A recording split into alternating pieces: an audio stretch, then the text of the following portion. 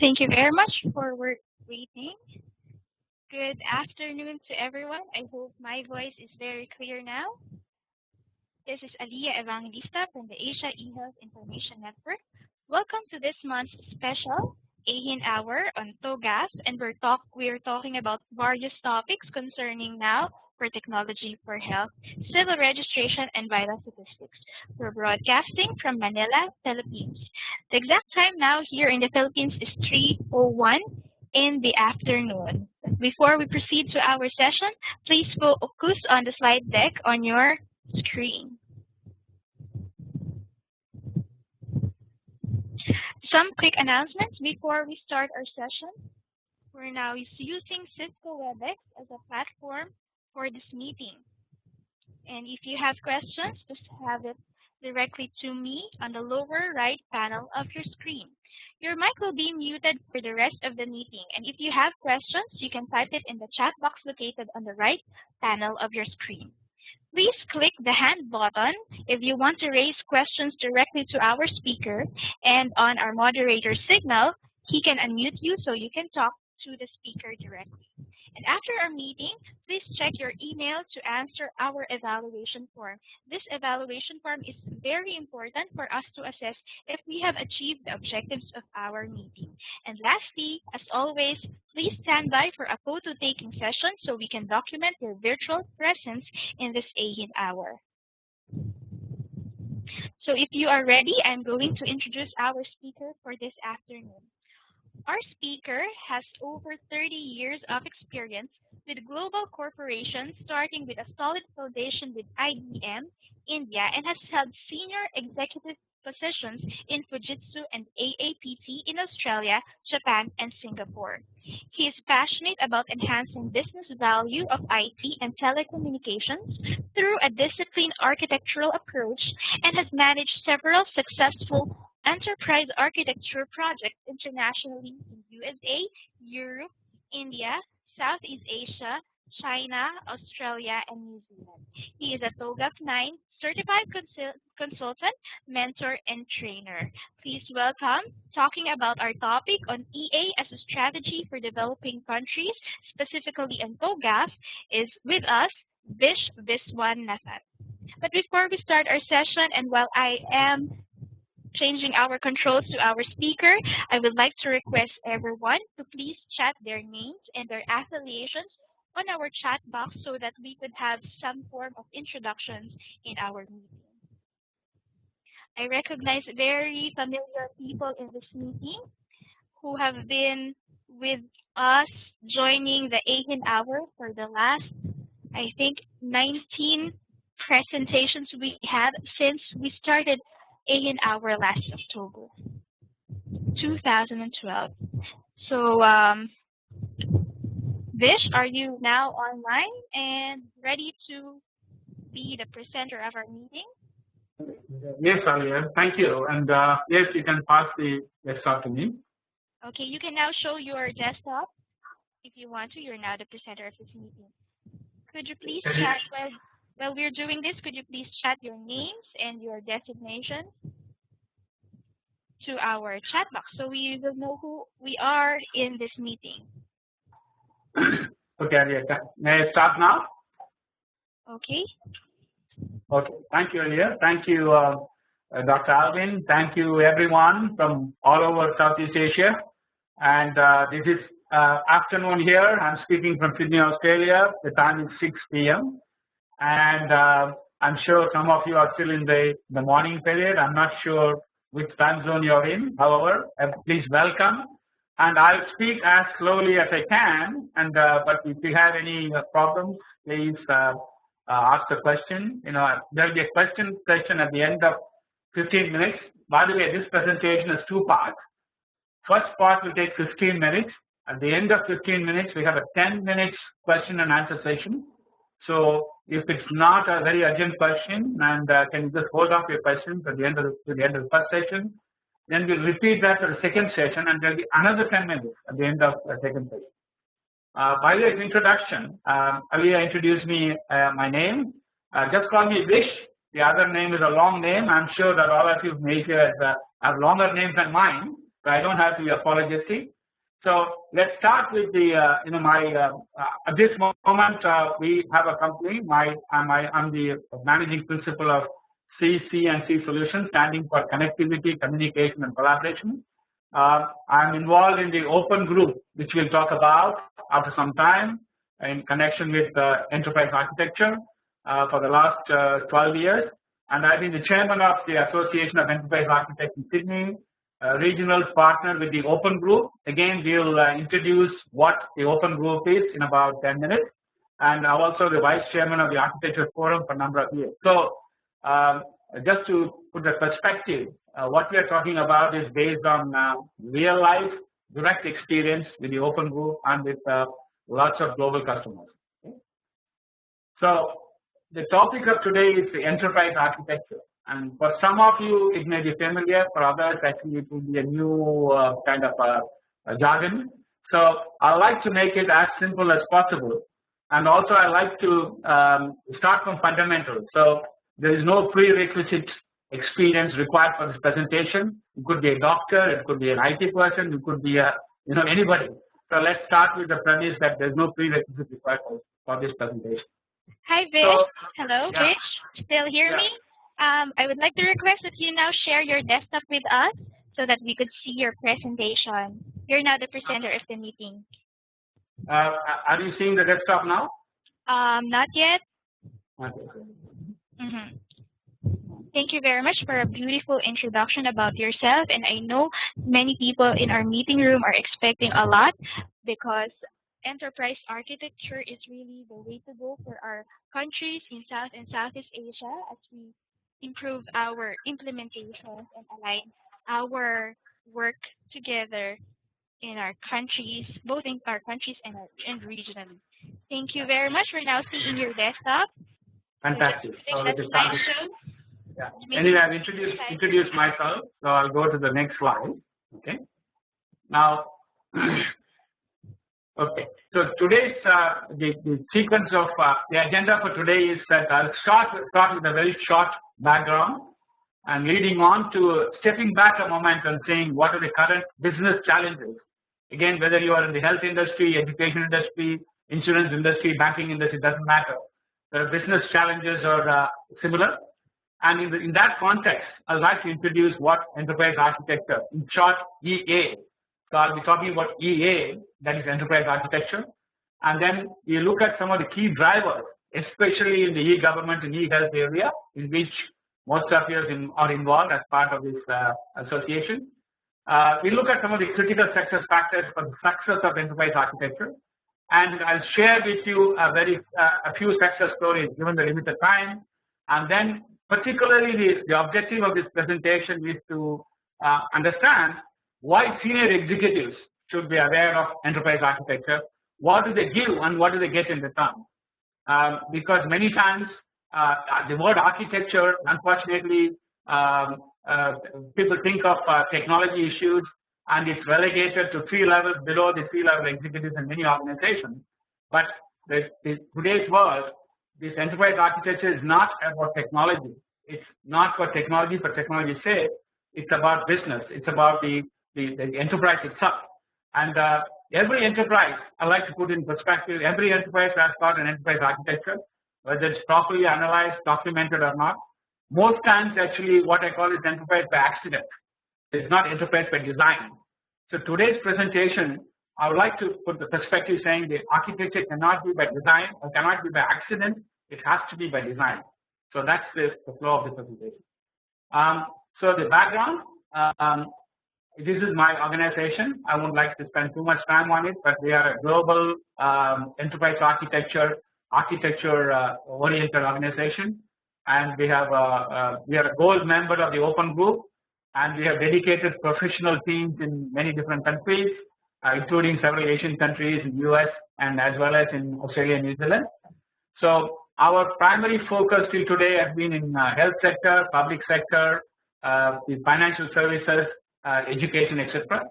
So especially since most of you from the education, from the health field, I'd like to concentrate more on the health sector and the value of enterprise architecture in the health services. So these are some of our customers, and again, not to spend too much time on it, I like to highlight the government customers. Like we are heavily involved in several departments in the Australian government, New South Wales government, as well as New Zealand government. And recently, on the right hand side, you can see the Brunei government. That's where we are working with Brunei government in terms of the Ministry of Education. As you know, education is the key area of for development of the various countries in Asia, and Ministry of Education is one of our major customers. And right now, about a week back, we returned from Mongolia, where the main customer is the Ministry of Health, and of course funded by World Bank and World Health Organization. So that we see is a very critical and important area for developing countries like our country. So what's the objective of this quick presentation? First is a clear and unambiguous practical definition of enterprise architecture, and we have and try and reach a common understanding of what enterprise architecture is in the context of e-government and e-health, and specifically the challenges that the developing countries are facing. And towards the end, I would like to touch upon the topic of the senior executive. Why should senior executives worry about enterprise architecture? Specifically, as I said before, what do they give and what do they get in return? Okay. So that's the kind of an overall agenda. So stepping back for a moment, today, as I said, enterprise is a common terminology. It could be a government, it could be a health organization, it could be a bank, it could be insurance organization. All of them facing similar challenges. The environment is changing continuously. There is no stopping for it, and there's a constant need for innovative products and services. Otherwise, someone else is going to go ahead of you. There's a need to improve innovative enterprise models, because as you know, the new business models are emerging all the time, especially if you take health industry, spurred by internet revolution. And so this calls for a state-of-the-art, scalable, agile, cost-effective, and adaptive. These are some of the characteristics of architecture, information technology environment. So today, we don't know where the information technology ends and where the business starts. The borders are getting really blurred. So everyone is a technology user. So to that extent, we find it difficult to say. Like 20 years back, there was a mainframe, and there was a technology group or IT section, and everyone else depended on it for service. Today, it's most of self-service, and everyone is actually actively involved in using technology. So there is a need to stay ahead in this area, and that's where the enterprise architecture fits in. So what is really happening today is, as I said before, most organizations, especially in the health industry, I'm very familiar with the health industry issues, the architecture happens by accident.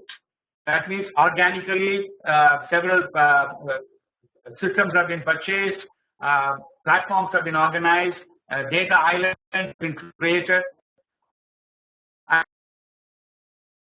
and you end up with architecture by accident. In most cases, they cannot even define, they cannot even document what the architecture is. So from that, we have to move towards a situation where gradually you have an architecture by design, step-by-step process, a logical design process. So that's the current state on the left-hand side. You see the status quo is a lot of duplicated business processes, duplicated islands of data, inflexible technical infrastructure, and then from that, at the same time, the business demands are increasing. The business needs agile systems, dynamic availability of information, where and when it's needed in whatever form and abstraction, and the infrastructure has to be elastic. That means it should expand as the need expands and contract as the need contracts, and the business processes have to be harmonized. So you can see the challenge on the left hand side. It's actually pulling the architecture down. On the right hand side, the demands are increasing. So this is a real challenge for the business and information technology today. So the need is what we call as the boundaryless information flow. This is the slogan of the Open Group. The Open Group is an association of large vendors, several end users, and research institutions, many health organizations all over the world. Their whole objective is overarching goal is boundaryless information flow. That means whether there is no real boundary, because we are talking about extended enterprise dealing with customers, suppliers, partners, and in this kind of boundaryless environment, how does the information flow. So EA or enterprise architecture, I would like to introduce as a strategic tool. It's not a technology issue. A strategic tool which helps to rationalize business processes, reduce complexity of information technology, standardize and integrate functions, improve interoperability, etc. etc. So we'll see some of these things as we go along. So what's the definition? What's an enterprise to start with? An enterprise is a collection of organizations that share the same set of goals. It could be the whole of government. For example, in the case of Mongolia, a whole of government could be the enterprise. The Ministry of Health could be an enterprise. The local health authorities could be an enterprise. An enterprise is what we define, and we start with the enterprise as something which shares a common set of mission, vision, and goals, and then work downwards to see what kind of architecture it should have. So the definition of enterprise architecture, coming from a different perspective, is there are two definitions here. One is the architect's definition that shows how a system can be organized into components, into small pieces, and these pieces how they relate to each other, and then how they evolve over a period of time. So this is the definition of ISO, or the International Standards Organization, and this can be applied to anything. It can be applied to building, it can be applied to manufacture systems, software systems, information systems, communication systems, etc. And the other definition is actually coming from MIT, which is in the US, and that's talking about how an organization is integrated and standardized in a certain way. We'll cover that a little more detail. So this is showing the four quadrants. Many organizations are in this quadrant where you have a siloed organization. That means each one is doing their own thing. They really don't know what the left hand doesn't know what the right hand is doing. And I have a joke saying that even the left hand doesn't know what the left hand is doing. Okay? So from here, if you want to move towards a more unified approach, unified organization in the fourth quadrant, that's an ideal kind of enterprise architecture journey. Similarly, there could be a lot of standardization issues. So depending on these two axes of standardization and integration, and many times the journey could take this path or some other path, and ultimately they have to get into this area, because this area there's a lot of duplication, wastage of effort. So when we talk about enterprise architecture, we talk about four things: business architecture on the top, which includes the business organization, business process, business services, dealing with the business aspects, and then you supported by that you've got the information systems architecture, which covers the application architecture and data information architecture, and you can see the technology architecture, which is the foundation, is right at the bottom. So most of the time, 90% of the time, I see we concentrate on the technology architecture and a little bit on the application architecture. We forget these two important elements. So in what I'm talking about in the next 10 minutes is how do we start with the business architecture and then work downstream. So in addition to that, we think of two other things, which is security, which is cross functional, and also what we call integration, which is like how does business integrate, business functions integrate, how application integrate, how data integrates, technology integrates. It's a full stream going from top to bottom. So where does EA fit in? It actually fits in right in the middle of the corporate strategy, enterprise strategy. You can see here the enterprise architecture is closely related to governance, and it's closely related to the enterprise strategy, and is also related to the IT service management. It's like a chain. You start with the corporate strategy, the enterprise architecture defines the roadmap, projects define the specific elements that have been built up, and then that results in a steady state which is providing a service. So it's very intrinsically related to the enterprise and enterprise strategy. So what if you're an enterprise architecture organization, what do you do when you go from, as I said, architecture by accident to architecture by design? A few things have to be done. First is there has to be an enterprise-wide approach rather than a project approach. We are all used to project approaches. The business funds a project, somebody delivers a project. They fund the next project, the business delivers, IT delivers the next project. So we are moving away from that to saying how do you create a portfolio based on an enterprise-wide approach, not concentrating on technology for technology's sake alone, build on the existing platform initiatives without losing the gains achieved. There are always some standardization activities taking place in the organization. How do you build on them, etc. So I'd like to cover a couple of points here. One is this actually improves the time to act and react from a business perspective. How quickly can you get the information to take fast business decisions, and also it's actually the vehicle becomes the primary vehicle for digitization, visualization, and simulation. This is used in many organizations because you have to have the more the processes are manual, it's very difficult to control them. There is a theory that in most organizations, 60 to 70% of the processes are still manual.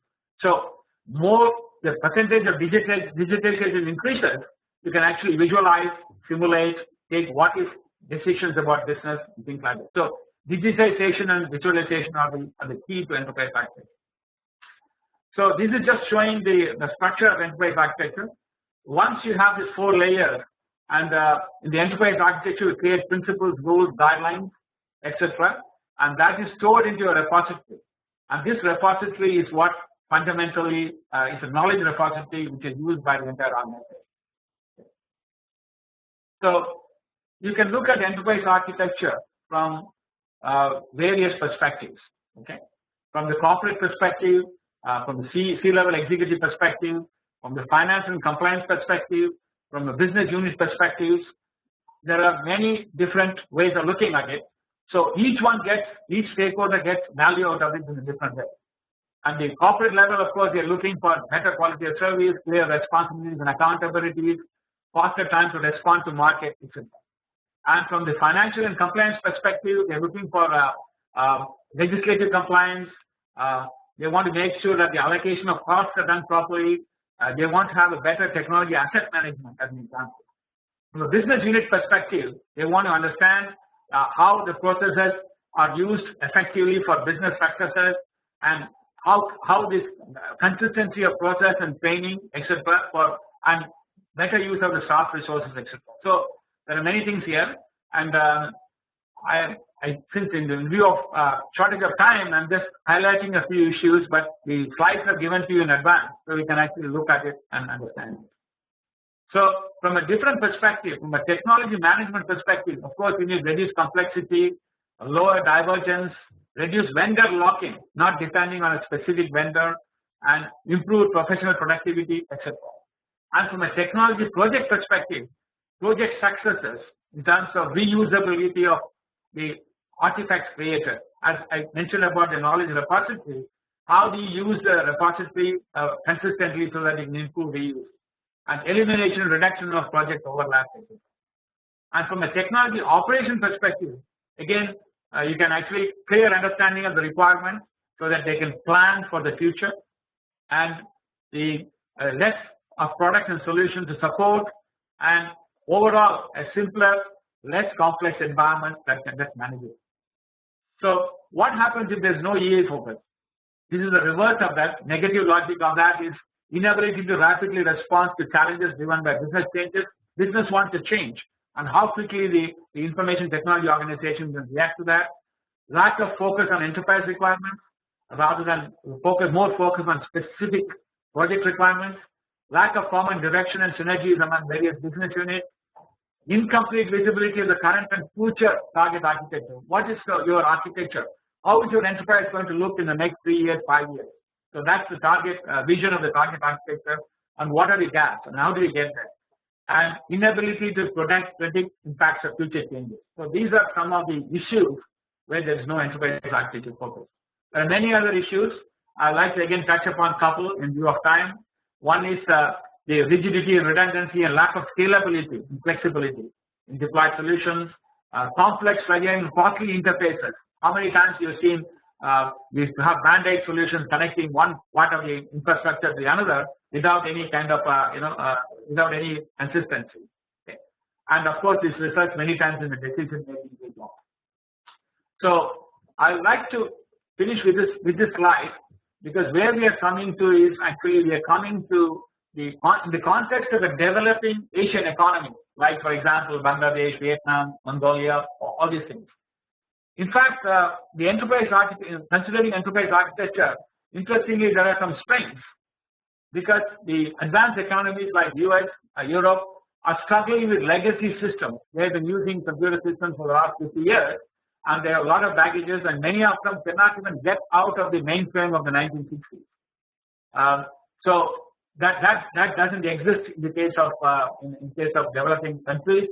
There is a commitment and hunger for success, which I've seen in Vietnam, in Mongolia, Brunei, everywhere. And there is really a top-level executive commitment to get things done, because everyone, including the top management, is hungry for progress. And seed funding is available from organizations like World Bank and Asian Development Bank, which is a great starting point. And affordable technologies are available, because today you don't have to have a large amount of hardware and software. They can actually use affordable technologies. Many of you heard of cloud. You can buy the service rather than setting up the big infrastructure. Of course, in the weakness side, if you look at the weaknesses, there is a big problem with the skill shortage. And secondly, proprietary vendors are actually dominating. So when there's skill shortage, there's a natural tendency to hand over your what actually you should be doing to the proprietary vendors, and that's a real danger. The third aspect is availability of high quality mentors, because you need always a mentor and an advisor especially in the early stages. If you look at the opportunities and threats which are external, there is a real opportunity to leapfrog in technology. There's great opportunity to achieve quick benefits for citizens, and we can really improve the lives of citizens in terms of health, in terms of education, and they really achieve some global and regional dominance. Today there is no bar to anyone. There is no reason why a small country cannot leap forward in this area, and of course it can end up with a major contribution to GDP. What are the threats? Of course, if you don't do that, you can end up with a left behind in a globalized and connected world. Someone else is going to come and take over the basic needs of the citizens of the country, like health and education. There could be vendor locking, which could be quite costly, and of course the overall cost escalation will increase. So I'll stop here. I just because of the limited time, I went through a very quick overview of what enterprise is, what enterprise architecture is, and how it is important for a developing country. I'll stop here, and we'll have 10 minutes of question and answer session, and then I'll start with the next session. Thank you very much, Vish, for that introduction for EA. There's a question here from Dr. Fazila from the Ministry of Health of Malaysia. The 4-quadrant of EA operational model, do we have info on strategic plan, on silo, but standardized in certain areas? Is that considered some form of EA? Do you get that question posted by Dr. Fazila? Or Dr. Fazila, do you have a microphone with you so you could voice this question?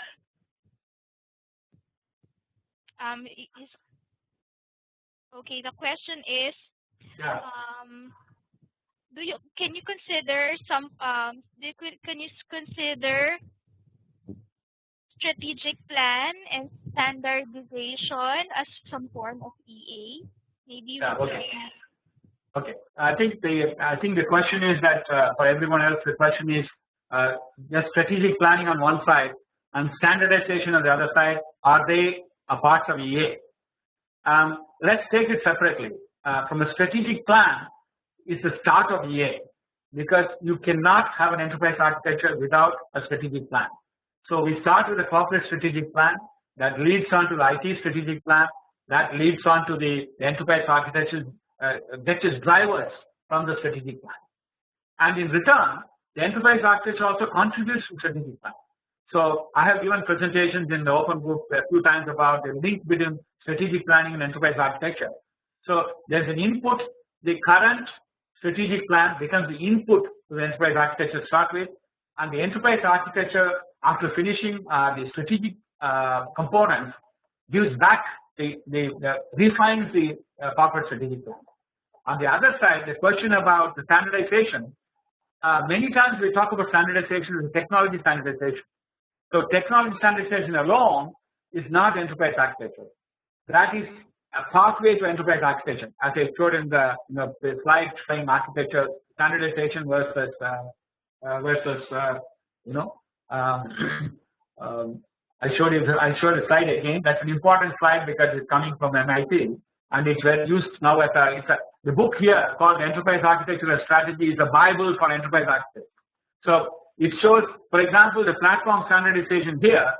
Studies show the improvement can be at best about 10 to 15%. But getting into this stage, the improvement could be quantum higher in terms of say 30 to 40% improvement in productivity in terms of cost savings. So that's the kind of a difference. Platform standardization could be the first step towards enterprise architecture, but it's not alone can be considered as enterprise architecture. Okay, thank you very much for that very comprehensive answer. There's a question here, another from Cambodia. Which comes first, the National eHealth Strategic Plan or the Enterprise Architecture? Okay, that's a very good question. Thank you for asking that. I think the National eHealth Strategy is actually, before that, from my perspective, before you come to eHealth, there's a national strategy itself. For example, if we take the Mongolian situation that I'm very familiar with, there is a overall health goals in the health of citizens. They call from cradle to grave. Okay, how do you manage the health of a citizen, and how do you improve it as we go forward from every stage, from a small baby to a toddler to an adult to an old person? How do you improve the health? So that is not e-health strategy. That is health strategy for me. Okay, we start with the value chain of if you take a person going through these stages, how do we improve the health? How do we make sure they get the best health system, in terms of their various needs and various parts of their life? Then below that, you actually start with that and then start working on a e-health strategy, which means the health strategy as supported by electronics and technology and internet in today's world. Because today's world, it's possible to do much more than what we did about 10-20 years back. Today, with the advent of internet, we can have remote medicine, we can have telemedicine, we can access specialists as we need. So all this is part of e-health. So for me, the enterprise architecture is a generic term. Enterprise architecture, as I said, could be for any enterprise. Then applied to a health area, we have a fashion to call it an e-health strategy because it's actually giving you an additional short page. It's not pure health, it is based on e-health. So there's a link there. I hope it's clear. So which comes first? Actually, what comes first is the health strategy of the whole nation. What are the goals? What are the objectives? What do you want to improve? What do you want to improve? Life expectancy? All those things. Then flowing from that, you have an enterprise architecture which supports the e-health. And e-health happens to be the way in which is delivered through electronics. E-health, I see, is a delivery mechanism. Okay, so that's very clear that we start first before anything else. A national health strategy, then an e-health strategy, and an enterprise architecture. We go to another question from Maldives. The team of Dr. Samia, Aishat Samia from Maldives are in our meeting. As there are different types of enterprise architecture, how do we select the best type of EA for a country? That's again an excellent question. Thank you for that again. I think the enterprise architecture for a country, I see it as an intersection of many circles. One is health as a health industry. The health industry is moving forward. Whether you are in Cambodia, Vietnam, or US, it doesn't matter. What are the recent developments in the health sector in terms of technology? That's, if you imagine that as a circle.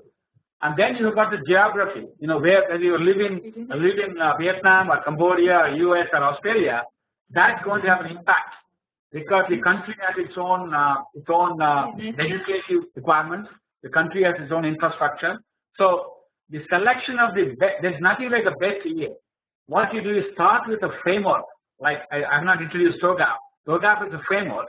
You start with a framework and gradually customize it based on the country's current state of preparedness and the current state of the health industry that you're dealing with. So finally, you end up with a customized your own health industry. So there's nothing like selecting an enterprise architecture. You select a basic framework and gradually move towards your own customized framework. Ultimately, it becomes so customized. It is Vietnam's e-health strategy, which is not the same as Cambodia, it's not the same as Australia, it's not the same as New Zealand. Okay. Someone has a question. I got some question. I had some question here about Blackman. Something coming up. Will you choose to address the question chatted to you, or do you want to move on with another question? Yeah, I think I saw a question coming up saying about Blackman framework. Somebody asked about Blackman. Yes, it was a question from the Philippines, I think, from Mr. Roy Consilva. What is the difference between TOGA framework and the Zachman framework?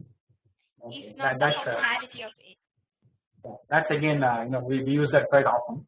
I met, in fact, I was with John Zachman over 2 weeks back. Spent about 3 days in Melbourne. Zachman is 80 years now. When he was about 60 or so, he thought of this, Zachman framework, which is a way of looking at the IT industry in a different perspective. Why is not IT industry as mature as the manufacturing industry, as mature as the aircraft industry, as mature as the building industry? So you started looking at it and saying, what's the link between the various business imperatives and business, so that's Zachman framework. Effectively, those who don't know anything about it, there are 6 primitives there. The questions about what, why, how, when, and where. So, for example, what business are you in? How do you do the business? Where is the business located? Why is the motivation? What's the motivation for the business? What's your business cycle? That's when. So you try to look at that and then try to distill it down to IT, saying we sort of establish there's a link between all these 6 questions for the business as we move towards the applications and data and outsourcing. There's a link there. So that's Zachman framework. Zachman framework is a classification framework. It is not an implementation framework. So Zachman framework is useful for classifying enterprise architecture artifacts. TOGAF is useful for more comprehensive, and it's actually used for the process. TOGAF has got the ADM or the architecture development process behind it. So the way we use that is we use the Zachman framework for classification, and we use the TOGAF framework for implementation. And even John Zachman agrees with that. So I have a saying which some of them may not like it. Zachman is good for the wall because you can have a nice classification, but TOGAF is good for your desk. So that's not by any way, speaking low of Zachman framework, but that's the way it is. Any other questions? Thank you very much. There are some comments on our chat box. I hope you can see the stream of comments. So Roy Consulta said, so is it true that there's no proper tool supporting a tight meta model that enforces Zachman rules? Yeah, the tool and there are tools which support Zachman framework and TOGAF, but actually there is no tool which actually implements Zachman framework, because Zachman framework itself is not meant for implementation. It's meant for classification. So any tool that says support Zachman framework, what it does is it helps the classification, not implementation. So a good way to use Zachman framework will be with TOGAF. I think there are a few more questions here. I think I'll answer a couple of them, and in view of time, I'll move forward and then we can come back. By the way, at the end of the presentation, I'll give my email address and telephone number. I'm open to questions anytime. You can send me questions anytime. Happy to discuss. I think there are a couple of questions here. One is about I think it says Zachman. I think is reasonable. Yeah, cost escalation. There are right. How can you manage it? This question about cost escalations, vendor lock-in. There are threats in EA. How can you manage it easily? Could you explain? I think, as I said, you cannot manage it easily on day one. That's why we have a step-by-step process with TOGAF, and gradually you move towards your principles, rules, guidelines, and standards. Actually, gradually define how you manage them. For example, if I have seen situations where vendor lock-in as an example. There are some customers who got a principle saying that we will always have 3 strategic vendors, not 1. Okay, so at least you got to limit your lock-in to 3, not to 100. Okay? So the principles and standards can actually drive you towards that. So there could be many principles, rules, guidelines, and in general, the threats to EA can be contained if you have proper understood and agreed principles, rules, guidelines, and standards. So I have a feeling we should move forward because I said that I was given 15 minutes for the first slot and 10 minutes for the second slot. So we'll start with the second slot now and finish it, and then we have another stab at the question. Okay. Let's go forward.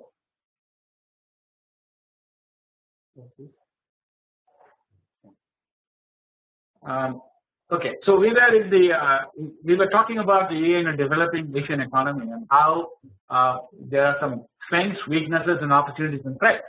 And as coming from a developing economy myself, from originally from India, I feel very strongly that we have a great opportunity now to leap forward, and we're not bound by this baggage of legacies and systems that are actually pulling us back, as in the countries like US. Now, part 2, I'm specifically starting with e-government. Somebody asked a question about e-health. Higher level is e-government. Why is e-government? When is it working and when it's not working? I, in fact, recently gave a presentation on saying, is e-government whole of government an elusive strategy? Will it ever work? So I've come to the conclusion there's bigger challenges for e-government in the democracy because the cycle of electoral cycle is 3 to 5 years, but as a strategy in government, you have to think about e-government. You think about 5+ years. So with a lot of changes in the political sector, that's one of the problems. And of course, there are many layers and silos in government agencies.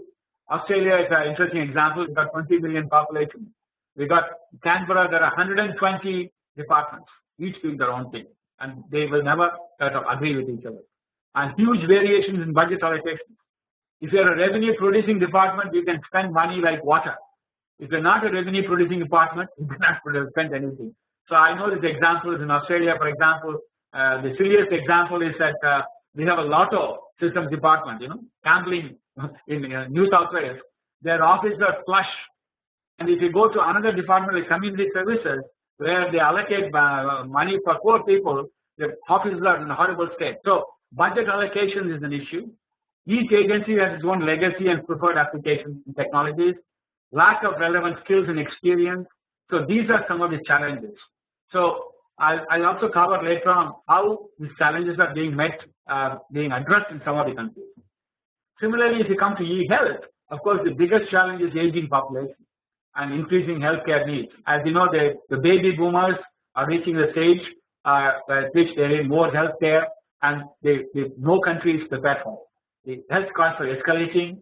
Lack of connectivity and collaboration among health service providers is a common problem everywhere.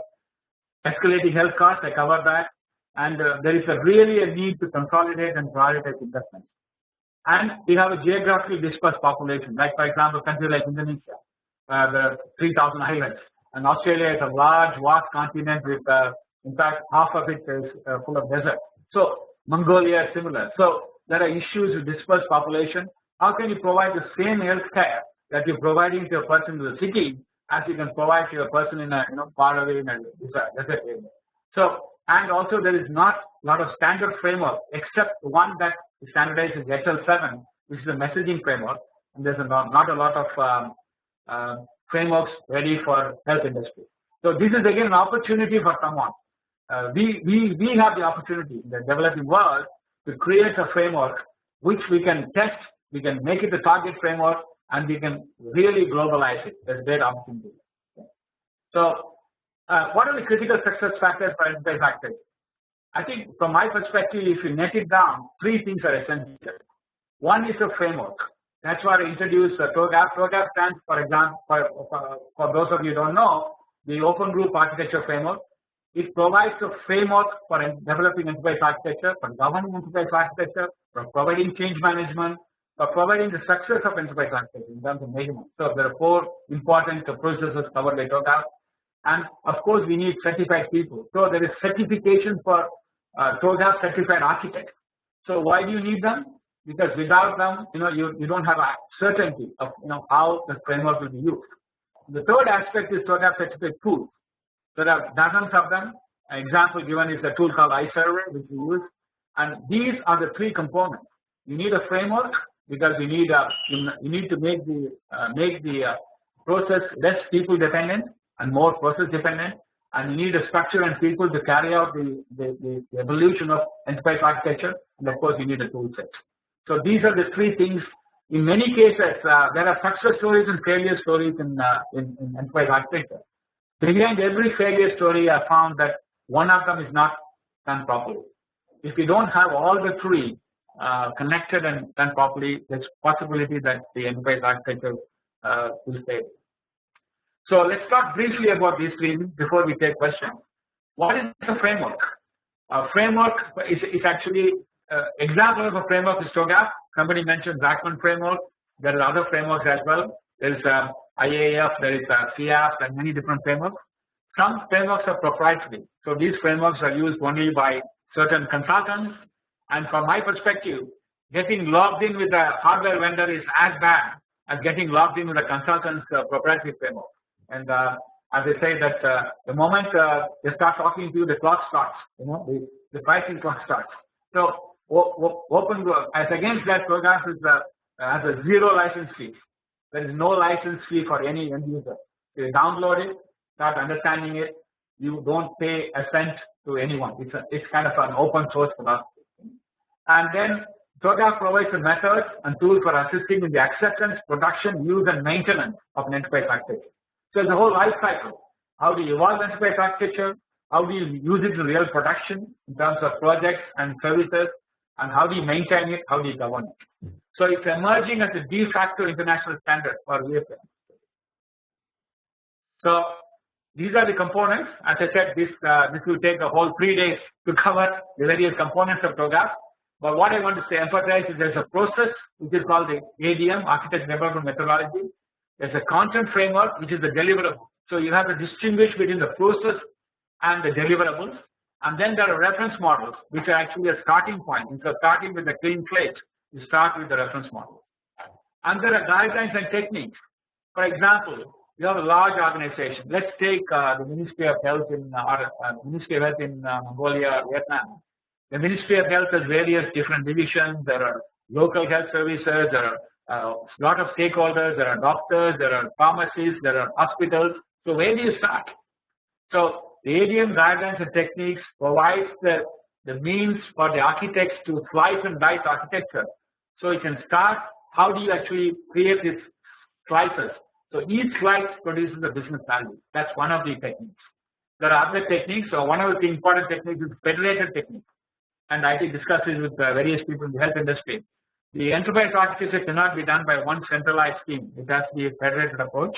What does the whole of government department do? What does Ministry of Health do? What does the hospitals do? So in the case of health, education, for example, what's the role of the ministry? What's the role of the government? What's the role of schools? What is the role of the the various stakeholders like principals? So the federated architecture framework is more popular than centralized one. And there are other things like continuum, which actually explains the whole idea of how the architecture develops and moves.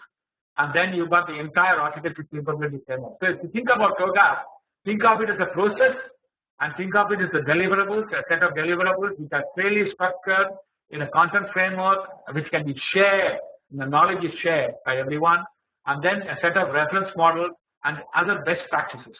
So three different elements of process, deliverables, and best practices. Okay. So this is actually the core of TOGAF is the ADM, and there is a set of processes. So I will not go into the details except to give you the philosophy of it. In 1980s and 90s, we had what's called strategic planners. They used to sit on an ivory tower and create this nice leather-bound document, per se McKinsey, and then put it on the shelf. And they don't want to dirty their hands. So this set of others, a set of project people actually run with the project.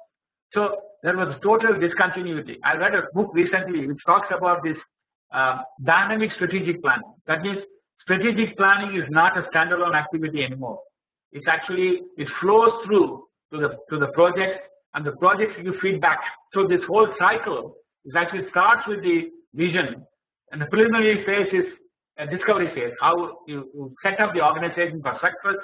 TOGAF gives you a lot of guidelines there. You start with the vision and go through a strategic analysis, end up with a set of projects. And the projects are implemented, they're managed, governed, and change managed. So you can see the whole cycle it goes round and round.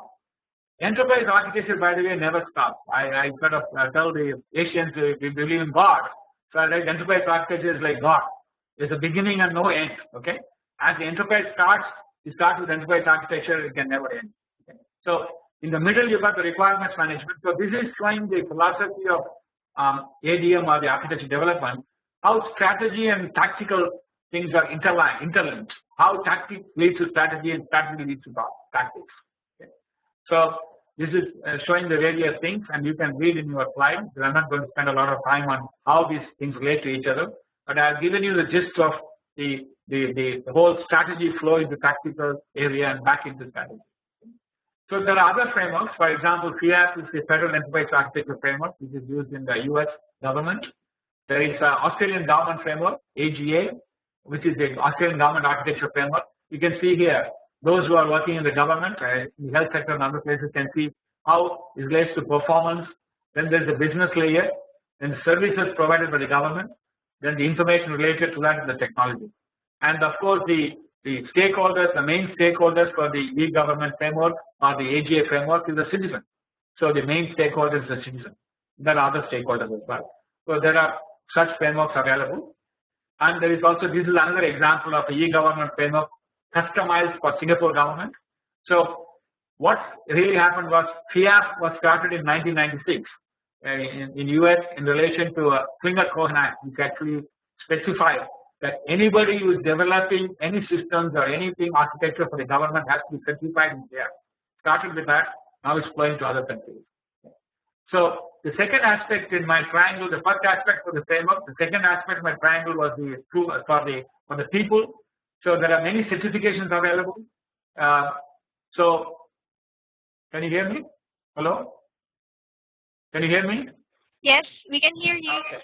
Because Alvin said we have lost or something. So anyway, so clarifications from the open group, certifications from the open group are TOGAF, which is the open group architecture framework. Archimate, which is the language for architecture. It was developed by the Netherlands government, and it's a very solid notation and for architecture. OpenCA is another certification. It's based on experience. Then the tool certification for TOGAF and Archimate. Trainers and service provider accreditation like ourselves. So a series of certifications. The whole idea of the open group is how do you make these certifications robust, so you can actually use them for with certainty. So if you're a customer for interested in enterprise architecture, if you select a framework like TOGAF, you select a tool that a language that supports TOGAF, a tool that supports TOGAF, a trainer and service provider that supports and accredits for TOGAF. And of course, in the pipeline, there are other things. People you might have heard of SOA, service oriented architecture. There is no global certification for that. There's a lot of vendor certifications. So Open Group has started SOA certification. And what's called Platform 3.0, I'll spend 1 minute on it, very important, because currently the world is moving towards cloud, big data, they call Internet of Things, I mean, jokingly a fridge talking to another fridge, through internet. So these things are actually need a standard, because otherwise you will find that you end up with another big chaotic architecture.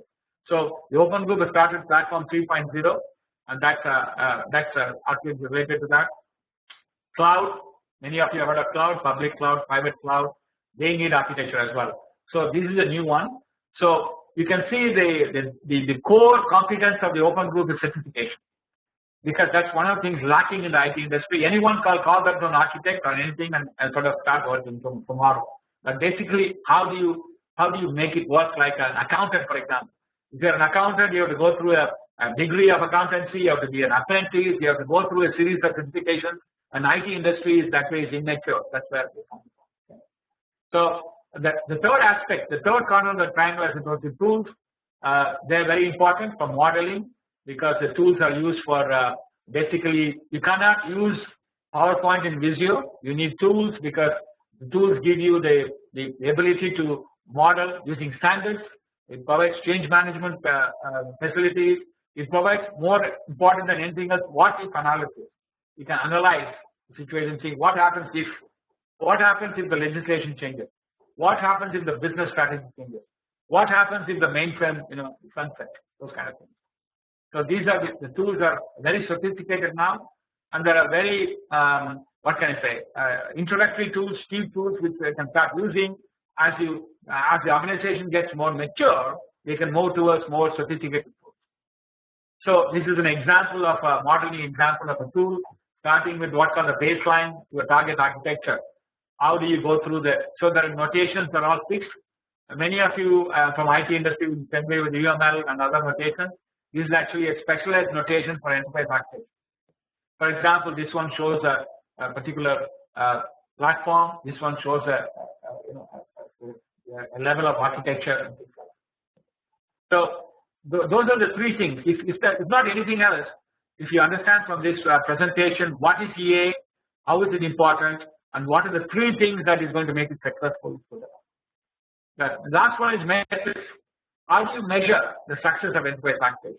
Today, there are many organizations which are not focusing on enterprise architecture. So they will ask you what's different.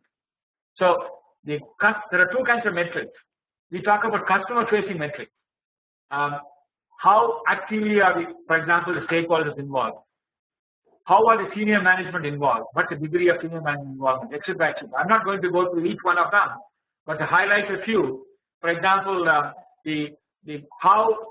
how compliant are the projects in relation to enterprise architecture? Okay, so governance. What is the result of governance review? How many compliant? How many non-compliant? How many conforming projects? And then the internal metrics for the architects based on maturity. So there are many things here. I'd like to cover in the next slide about maturity models, because this is one of the ways of understanding the success of enterprise architecture. There are now standard maturity models coming from different organizations. This is a program adopted maturity model. It's one from Gartner, one from MIT and others. And there are about 9 different measures. And each of these measures, there is like CMMI. Many of you are familiar with the CMMI. The 0 to 5 levels. So the maturity progresses as you move from the current state to the future state. So this is taken from one of our customers, and it shows how the current state maturity is and where they want to move in 12 months time, 24 months time, 36 months time. And then action, there's a roadmap for each one of them. So this is an example of a maturity metric. So again, since I'm over time, I'm not going to cover all the success stories, but I want to tell you something about the enterprise architecture. The success of enterprise architecture depends upon the understanding the culture of the organization. So I'll cover four different cultures. The first one is, these are our customers. The first one is where enterprise architecture was introduced as a strategic business imperative. Again, I can mention the name, but I can't put it in the slide. This is AXA all over the world. They realize that they need a strategy to meet the mandatory vision of 2012 for doubling the revenue and tripling the profit. It can never happen looking at the current state of the architecture. So it came from the very top. So this is coming from the top. That is one scenario. The second scenario is of the quality initiative. Many of you are involved, I'm sure, in quality initiatives. This is Johnson & Johnson where we were involved, and Johnson is a quality company. So what they said was, you have Six Sigma, you've got various other quality initiatives. This is another quality initiative. So what we have to do is understand the culture of the organization, the country, and try and introduce it as part of the culture. We cannot force them to do something different. Third one is an enabler of business change. This is from a manufacturing company in the US, Applied Materials, were involved, and they were changing the business model from being a manufacturing model to a facility management model. So that again is another business change. The fourth one is the Costco, where the organization has to move from the traditional centralized model to a global distributed federated model. So that's another one. So the fifth one is tool for this is Procter & Gamble in Cincinnati, USA, that's a fast-moving consumer goods company, and they use this as a way of digitizing the whole operations. So these are 5 different examples. In view of time, I don't have to go through each one of the bullet points there. But again, please read them, and any questions you have on any of these case studies, I'm happy to answer. Okay. The last 2 slides. Given all these things, why should a senior executive, a C-level executive, be interested in EA? So what are the concerns? To step back, they're worried about enterprise agility. How fast can the enterprise adapt to changing requirements? they want the best financial returns in terms of return on investment, total cost of ownership. They want to make sure they're compliant with the external legislation because, for example, in the US, if you're a senior executive, if you don't comply with Sarbanes-Oxley, you can go to jail for 15 years or pay a $50 million fine. So that's the level of exposure, and they want to make sure all business metrics are met. They want to have continuous improvement of productivity, and of course, they want future proofing of technology. They select technologies and they come and disappear, and the organizations are wasting a lot of time and money and effort in putting technologies that are not going to be future proof. So these are some of the concerns. Given those concerns, what do they get out of EA? I would like to suggest to you that the first thing they get is it's a strategic business transformation. They provide the tool for strategic business transformation. For example, if there's a merger and acquisition, how will the company ever know the two unless they know the enterprise architectures of the two organizations? How will they ever know what the exposure in terms of the merger being successful? And the tools for prioritizing investment and tools for business agility, as I said before, a transparent, traceable, and automated process which makes it less worried about litigation and what if analysis, and so all these things actually are what they get out of. They can get out of enterprise architecture. So nothing comes for nothing. Okay, when you get something out, you give something. So what do they give? What do they have to give? What is expected out of it? Of course, first is understanding what it's all about, and don't treat it as a low-level technology issue handled by junior programmers. It's actually they champion it. They have to sponsor it. They have to appreciate the need for enterprise architecture from business perspective, not from technology perspective alone. Understand, set, and track business metrics related to it. Because without metrics, many times I have the story about health. They say the operation was successful, but the patient died. Okay, so the projects were successful, but they get the real benefit. So that's the real question. So I'm sure you doctors can relate to that problem. Okay. So what's the adequate? Is there adequate resourcing? Because without resourcing, it won't succeed. And there will be a short-term investment. I think the challenge for the senior executives is that to take a leap of faith and put some short-term investment so that they can get long-term return. So I'll finish here. We got another 8 minutes or so, I think, from my clock for you to ask more questions. So I'm open to questions. Thank you very much, Vish, for that. Such a long presentation, but there are a couple of questions here from Dr. Sambat. The StockGov can apply all integrated multiple programs such as HIV, AIDS, TB, MCH, and others. Yes, definitely. I can see that. For example, if you have again, what's the business objective? From the health objective is to control, let's say, diseases like HIV and the strategy is to do that. We start from that and saying, how do we do that? What are the goals? What are the next we set up is SMART goals: specific, measurable, achievable, result-oriented, and time-bound goals.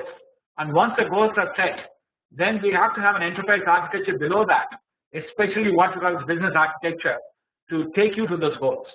Okay. And frankly, programs can be applied to anything. Programs can be applied to different areas. No problem. So I can see it directly applying to for example, one quick thing in Mongolia, they had a drug. The problem was drug safety. So we went through the program process to say how drug safety can be supported by an enterprise architecture. So any quick questions? I think are you saying the 2 questions? There are 2 more questions from Rajiv. First, how does enterprise architecture help connect healthcare information from any hospital with public health information? It would be useful for participants to understand if this point is elaborated. Good. I think again a very good question. I think because the biggest challenge, we are involved in several organizations in New South Wales Health. One of our consultants has been working there for the last 15 years or so. And the biggest challenge in the healthcare here is lack of information, inability to share information.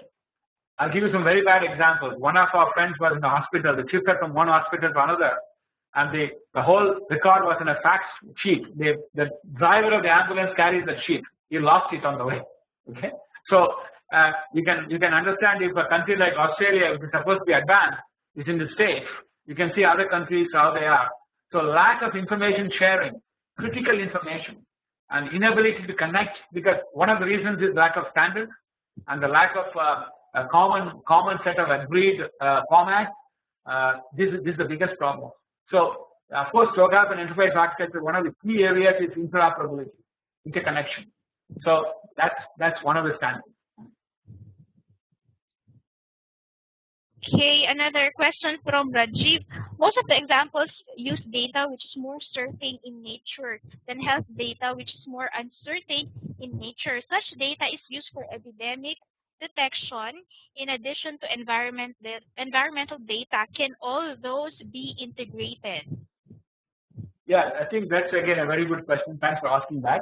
The information architecture. See, many organizations, including health organizations, neglect information architecture. The first thing is to understand what are the information needs of various stakeholders.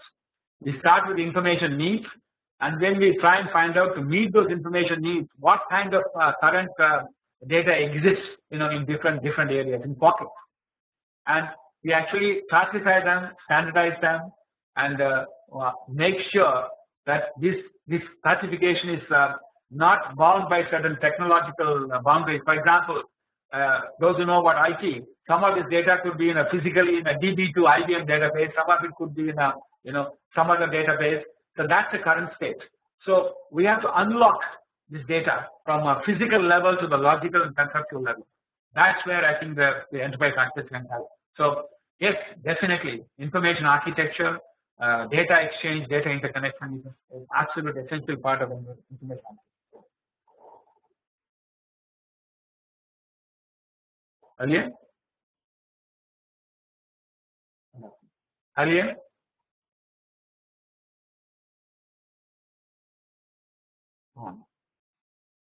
Hello?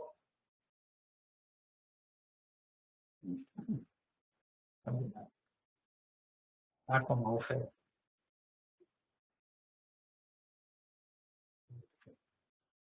Hello? Hello, Jerry, come back again. We lost the audio for some time.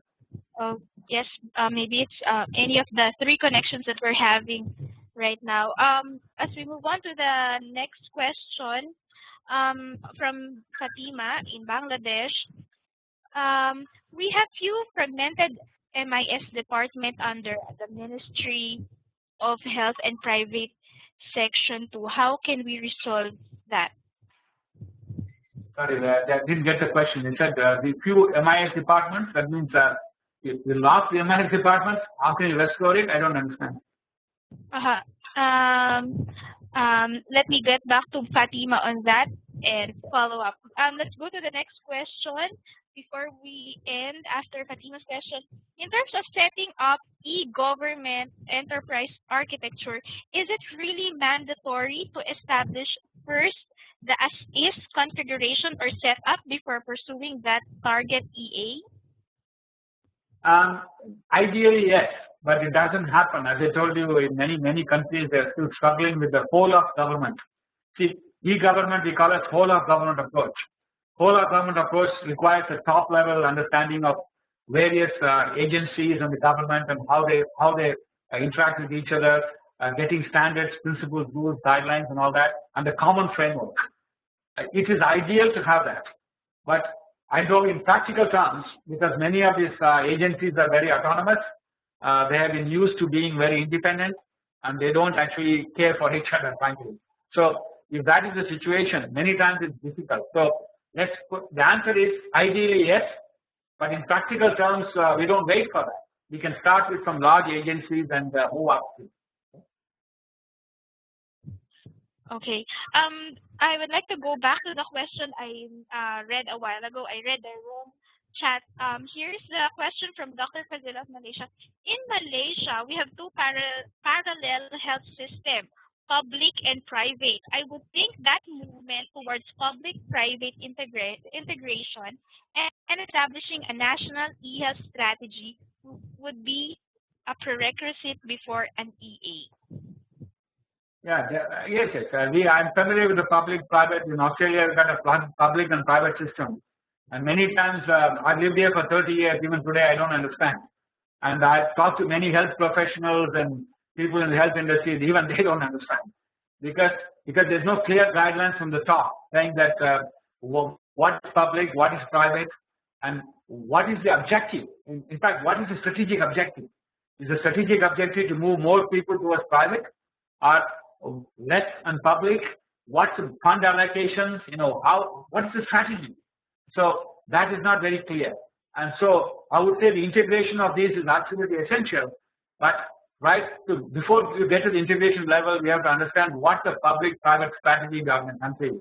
You know that the US is struggling with that. Obamacare is a good example.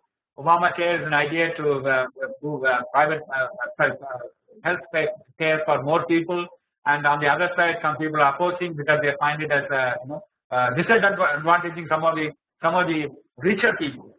So the strategy from the top has to be very clear, and what is the positioning of public and private health before you go for it. Okay, thank you very much on that question and for that very good answer. The last question, I hope, and before we end up this meeting, is a question from Rajiv. Can you share on a status with respect to enterprise architecture in India? Okay, that's a very good question again, because we are involved very heavily in India. My company is actually conducting interesting. I don't know. Rajiv must be from India. So interestingly, on the one side, the India has got this big IT potential. The service companies, but 100% of them, even 90% of them, are focused externally. They are providing all the services externally, and over the last 10-20 years, because the external money is very interesting, get dollar revenue. So many of them don't even want to do anything internally. But over the last 4 or 5 years, I see things have changed. I think because the government has got money to spend, and I saw some very good examples of enterprise architecture in India.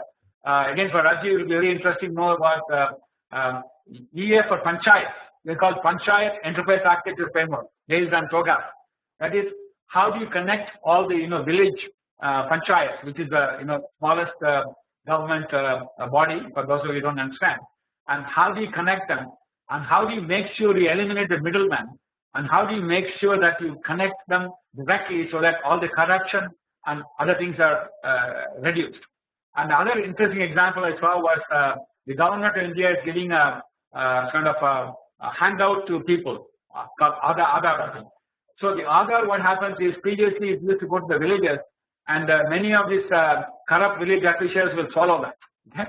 Now what they are doing is, because of the mobile phone proliferation, you can instantly directly, all of them have bank accounts, and they can access the bank accounts, even the poorest of the poor, and they can see their amount directly going to the bank account.